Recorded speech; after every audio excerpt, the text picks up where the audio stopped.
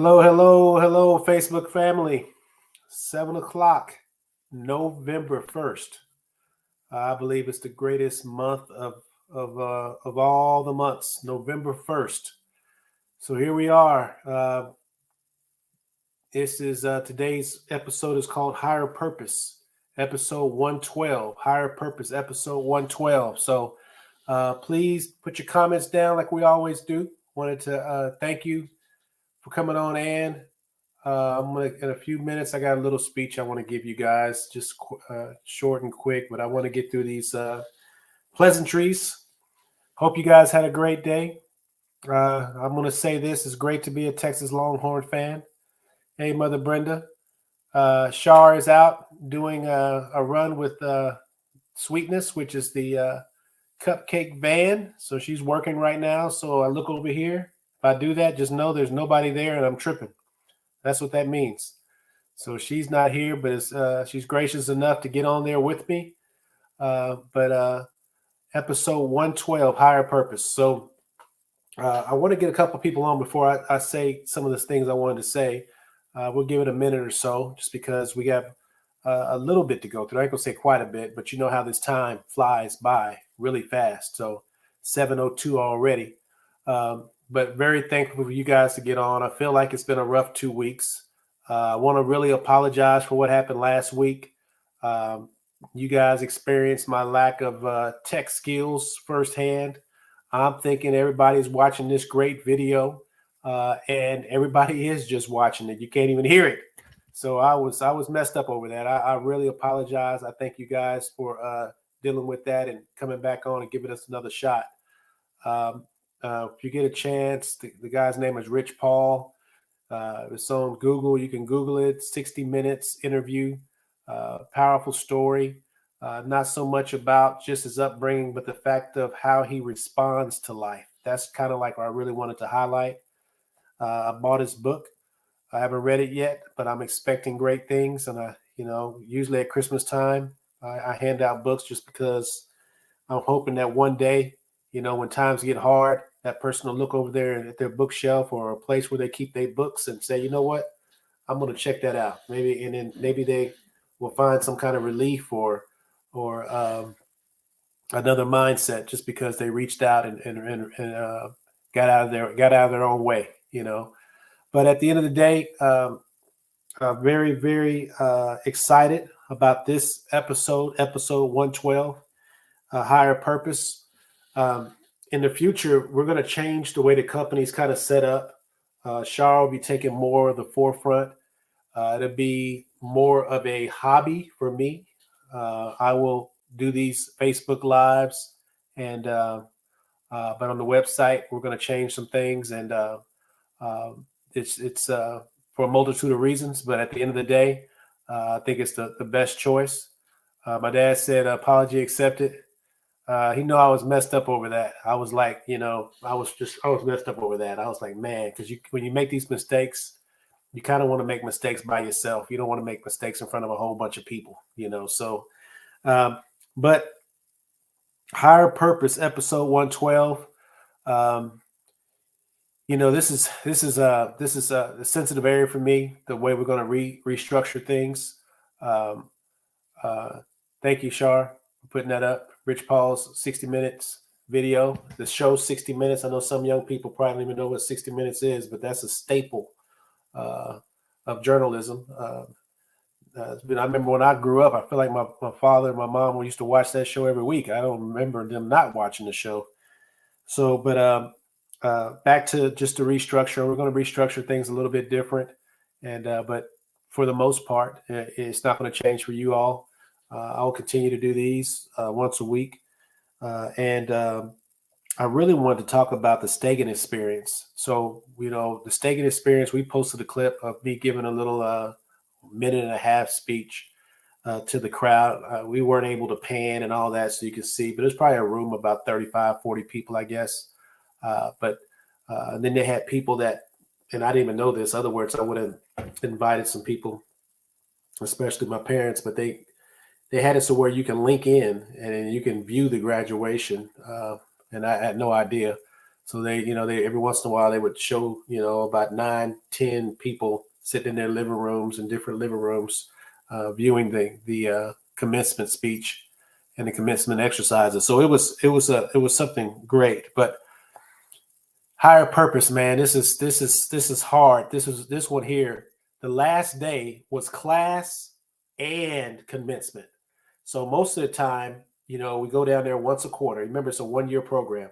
You go down there once a quarter, and then you start off at 7:30 in the morning. You have class. Actually, 7:30 they give you breakfast, and then 8 o'clock starts the class. And then you do that period quarter one, quarter two, quarter three. Then quarter four, what you do is you come down at 1 o'clock, and you have a class, and it's not as structured. It's not as didactic, but they basically want to hit a couple points with you. And one of the things they want to hit with you is higher purpose. So of course we had homework previous to this, because all the homework leads to the class. And this higher purpose, they told a story about a young lady that's what I'm going to share today. And it's a video, but I promise you, I will not mess it up. Trust me, I will not mess it up. And I'm sure my wife has something sarcastic to say. But anyway, I will not mess it up, I promise. But this video, I mean, golly, I don't know how you can't play this video. This is a powerful, powerful demonstration of higher purpose. And so I want to use that and play that. And I just wanted to basically define higher purpose: a quality that is partly vision and partly to do with going beyond our personal needs for the sake of others. So a quality that is partly vision and partly to do with going beyond our personal needs for the sake of others. So I said the suspense. I can't wait to watch it again. I'm doing what I feel like is my higher purpose, and one thing they did in Stagen. How you doing, Tamika? One thing they did in Stagen is that, the last quarter we all took pictures, and in the office of Stagen up in Dallas, they have this wall, and this wall is filled up with these little pictures of everybody well, not everybody, because they got to keep changing it out, of probably, I want to say about 150 people who have finished the class. Little pictures like this. And when you pick up the card on the back, it's their higher purpose. And what they do is they say, listen, don't get stuck in, creating this higher purpose that you feel like you got to live with the rest of your life. This is what you believe now. So they're big on that. Just, hey, this is what you believe now. So on the back of mine, I put, to use my determination and compassion to shape talented people into dynamic leaders. That's what my higher purpose is. That's what I believe it to be now. And I really feel like it ain't going to change, just because this has been my passion for a long time now. I mean, for decades. So very excited about mine. But when you hear this lady that I'm getting ready to play, it's just dynamic. So one of the things I wanted to put in here, does anybody want to share? And usually your higher purpose is, 1 or 2 sentences. Does anybody want to share what they feel like their higher purpose is? And while you guys are typing, or not, I will keep moving, but I will definitely read, those that feel like sharing what their higher purpose is. All I can tell you is that my higher purpose helps me get through the bad times. It helps me get through, I shouldn't even say bad times. I should say the challenging times. The times where you look up and you feel like there's no hope. The times when you feel like you're buried and you don't know what it's going to take to get you unburied. The times where you're so frustrated that you don't even feel like screaming because you're just out of energy, right? The times where you can go to sleep, wake up, and still feel tired. You guys know what I'm talking about. I'm saying that at the end of the day, the higher purpose is what keeps you going. The higher purpose.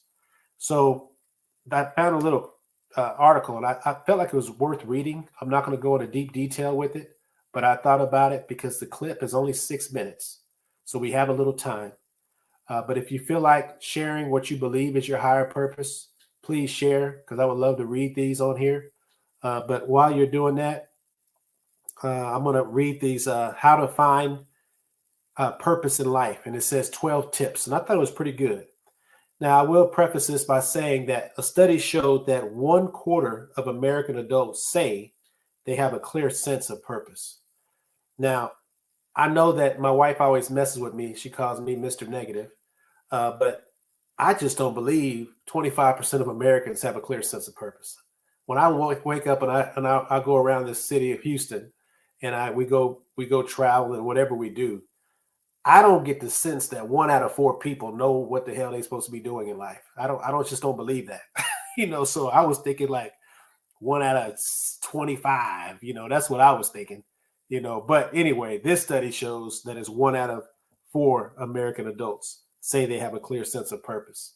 So anyway, the first one is, and I'm just going to read these through, develop a growth mindset. Number 2, create a personal vision statement. Number 3, give back. Number 4, practice gratitude. Remember, these are the 12 tips to find purpose in life. Number 5, turn your pain into purpose. I love that one. Number 6, explore your passions. Number 7, be a part of a community. Number 8, spend time with people who inspire you. I love that one. I don't know if I told you guys, but next year I plan on making a trip to Arizona to visit RD. And that falls into that. Spend time with people who inspire you. Number 9, reading fiction. I will say this. It said reading. My dad. I'm gonna read these right after I finish this. I'm gonna read what you got there. But it said reading. Number 9 was reading.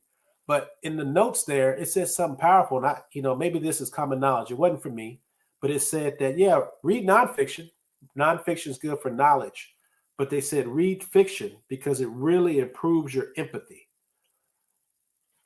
I just never thought of it that way. I don't read fiction, I just read nonfiction. But it said read fiction. It improves your empathy, and it also improves your critical and creative thinking. So I was like, wow, maybe that's why a lot of these leadership books now are being written in the form of a fable. Maybe that's why they're doing it now, trying to teach the principles while they're telling this story. But that was number 9. Number 10, join a cause. Number 11, practice self-acceptance. Accept who you are. Don't feel bad about who you are. Stop trying to figure yourself out. Just accept who you are. And then 12 is take time for self-care. So I'm going to read the first one. Anne said, preserve the legacy of my parents. She said it's her higher purpose. Oh, I like reading these. Let me get ready here. This is fun to me. Preserve the legacy of my parents. This is Anne. Preserve the legacy of my parents by republishing their books and publishing my books that will help preserve the history of the Brazos Valley and light the spark in young people who will carry on the quest for preserving history. Man. My pops, he said, creating a school to educate less fortunate from K1 to 12 on a global scale. And then my wife, my higher purpose is to use my platform to create a positive and encouraging space for someone that may be having a challenging day. It's funny because I was going to say something sarcastic. She needs to go step into that space that she's going to create because she's been having some challenging days. You can go in there, come back out. So anyway, those are always interesting to read. It's always interesting to see what people are living for, what they feel like their purpose is. And the greatest thing about purpose is that you don't have to feel like you got to stick to this the rest of your life. As you go through your journey, it could change a little bit. But man, to have that is those are 3 powerful higher purpose statements or reasons for living. So at 7:14, I want to at least highlight this story, at least give you a little summary of it. The story is about Malala. I can't pronounce her last name, but they always go by Malala, so I'm going to leave it at that. This is actually an old story, but they played this at the commencement, but not during the commencement exercise. This is the day of the class, the last day of the class. They played this, and they talked about higher purpose, and then they gave this lady as example. And her name is Malala.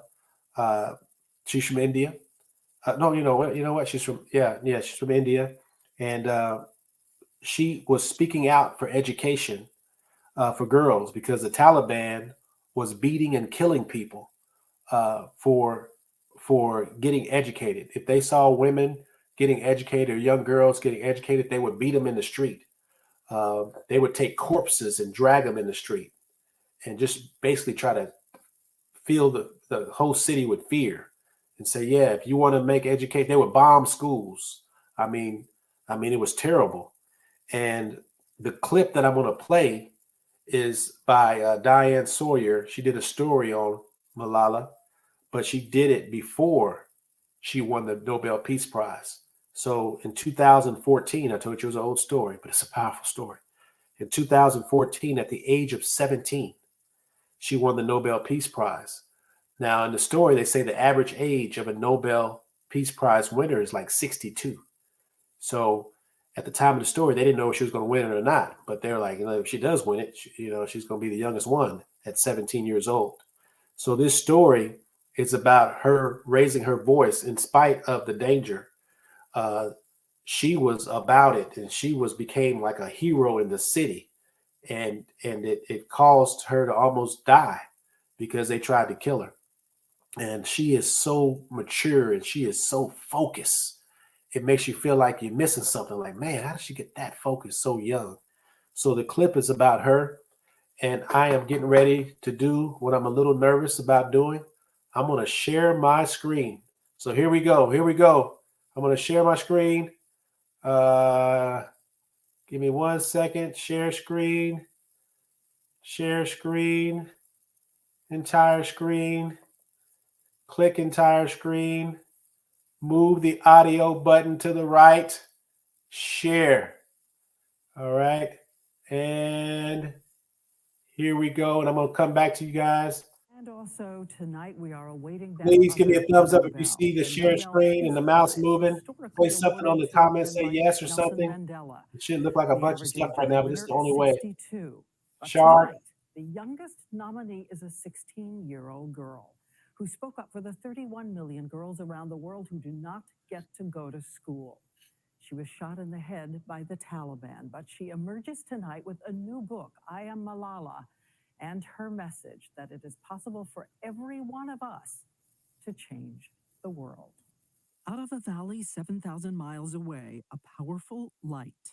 We are starving for education. For us, it's like a precious gift. It's like a diamond. Tonight, a tiny Pashto child may be the bravest girl in the world. Malala Yousafzai, who loved her little home and loved her school. When out of the shadows came the Taliban, the radical fundamentalist men who banned girls' schools, bombed them, threw acid at the students. They terrorized the town with corpses in the street, flogging women publicly. But somehow, Malala never lost her powerful certainty that girls also deserve a full life. They cannot stop me. I will get my education if it is in home, school, or any place. What was the moment you were most afraid, that you had the most fear? Like I was feeling fear all the time. At night when I used to sleep, I was thinking that shall I put a knife under my pillow? I think life is always dangerous. Some people get afraid of it, some people don't go forward. But some people, if they want to achieve their goal, they have to go. And so, somewhat like Anne Frank, Malala decided to write a diary and send a message to the world anonymously. And then at age 11, on camera, online, one of her first interviews calling for help. We must have the confidence to say that this thing is going wrong and we must raise our voice. And by her side, navigating through fear and hope, her father, a teacher who knew his little girl was all possibility. When I saw her for the first time, a very newborn child, and I looked into her eyes, I fell in love with her, believe me. I love her. The New York Times heard about her and filmed a documentary. Her name was becoming famous inside Pakistan. I think we should not put out the camera, okay? When the radical Taliban decided her message was so strong, they would take her life. With her childlike, magical thinking, Malala says she rehearsed in her mind what she would say if an attacker came. It was always my desire before the attack that if a man comes, what would you tell him, Malala? I used to think like that. I would tell that man that I even want education for your daughter. And you I'm not think that would speaking, work against a gun? but I thought that words and books and pens are more powerful than gun. A year ago, in October 2012, she was on a school bus, like the one children still ride in Pakistan. Her friends were singing. On the day when I was shot, all of my friends' faces were covered except mine. Was that wise? It was brave, but was it wise? At that time, I wanted to live my life as I want. She says she noticed on that day the road was strangely quiet. I didn't see those men. I just could see like there is no one. There used to be a huge crowd on that road, and on that day there was no one. Two men approached, one of them with a Colt 45. He climbs on the bus and asks the question, "Who is Malala?" She doesn't remember what happened next, but her friend told her. She said like, you said nothing, and you were just holding my hand, and you just squeezed my hand like you were just forcing it, and you said nothing. And she said like you just looked at the man like this. Then she said like, then he fired three bullets, and one hit you on the left side of my head. I would have been doing like this. So I hide my face because there was gunpowder on my fingers.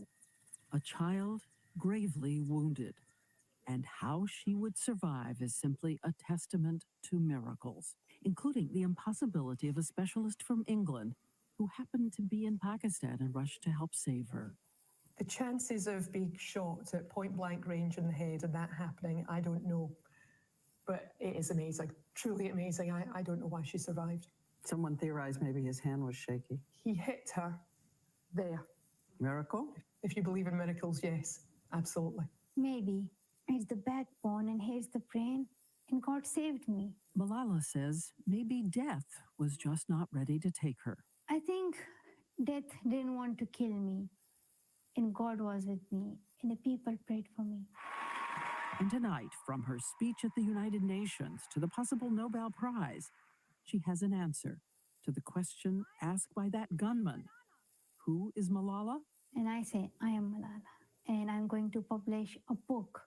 And I want to tell girls all around the world that education is important.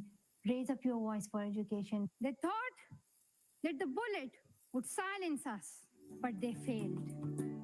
I am Malala! I am Malala! Weakness, fear, and hopelessness died. Strength, power, and courage was born. We are Malala! And tomorrow, her new book, I Am Malala, hits bookshelves. And later this week, we'll tell you more about that series of miracles that saved her life. And also, we'll take you inside the world of radical Muslims, including women, asking them to explain why they think a child could be such a threat.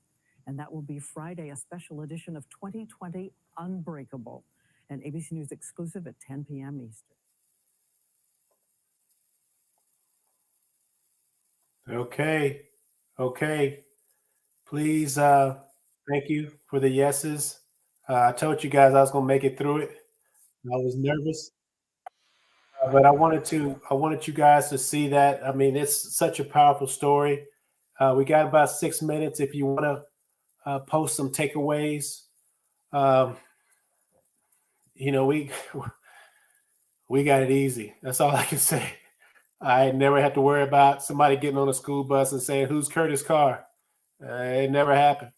Never happened. She says if you watch her speech to the UN, it's very moving. Of course, she's like 27 now. She's married now. I don't know if she has kids. I didn't go that deep, but she's married now. But there's so many things I wanted to share, but I wanted to give you guys a chance to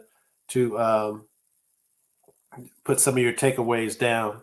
So here we are in class. We're all elated and we're happy. We're graduating, and we're like, it's like a bittersweet thing, right? It's bitter because we developed relationships in that class, And then it's sweet because we don't have to do this homework anymore, right? And we don't have to have our lives disrupted. I mean, there'd be Saturdays where I'm listening to audio training for an hour and it's playing throughout the house. So, here we are. And then boom, they dropped this story on us about Malala.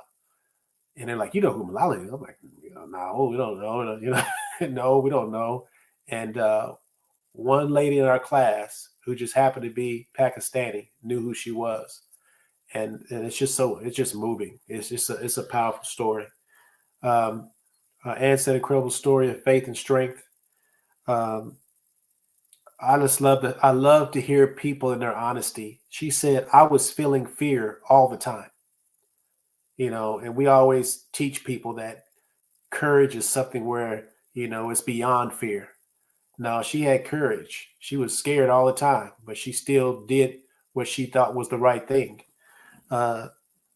She did an interview at age 11. Think about this. This lady's 11. She's writing in a diary before age 11 and sharing stories out of her diary, and is getting out into the world, where even the New York Times did an interview with her. When she gets shot, there just happens to be a doctor who's a specialist, just happens to be in the country. I mean, come on, then of course she says something in the speech, and there's a lot of stuff in that speech she gives at the United Nations that was powerful. But she says in there that that weakness, fear, and hopelessness died, but strength, courage, and boldness was born. I mean, man, that's stuff to give you chills. But I encourage you to look at the story, YouTube it, dig into it. This lady is a powerful speaker. They've had her all over the world giving speeches, and she's been on all types of shows. And I just thought that it was one of those things where, man, I just had to share it, even if you guys all seen it already, But if there's any comments at 7:27, we're a little early. I wanted to thank you guys again for giving us a shot. And I'm going to state again that we're going to restructure some things, restructure the website. But we're going to, for the most part, Facebook Lives are not going to change. But we're going to do things a little different. And then I wanted to also give kudos and a happy birthday to my dad, who's having a party. I don't think he cares about me sharing his age, but he's turning 70. So he's having a birthday party this week, and several of us are going to be there. And, get this, it's funny. I'm going to say this. He's having a party. He's having a dinner first. My mom and him are going to have a dinner. And then at 9:00, they're going to have a party. I told him, I said, I can make it to the dinner, but man, at 9:00, I'm going to be passed out. So I guess I'm supposed to be the youngster. I'm supposed to be able to handle this. I'm like 70, an after party at 70. Oh my goodness. So anyway, whenever you live 70 years, that's something to celebrate. And so looking forward to that. Thank you, Ann. Yeah, Curtis.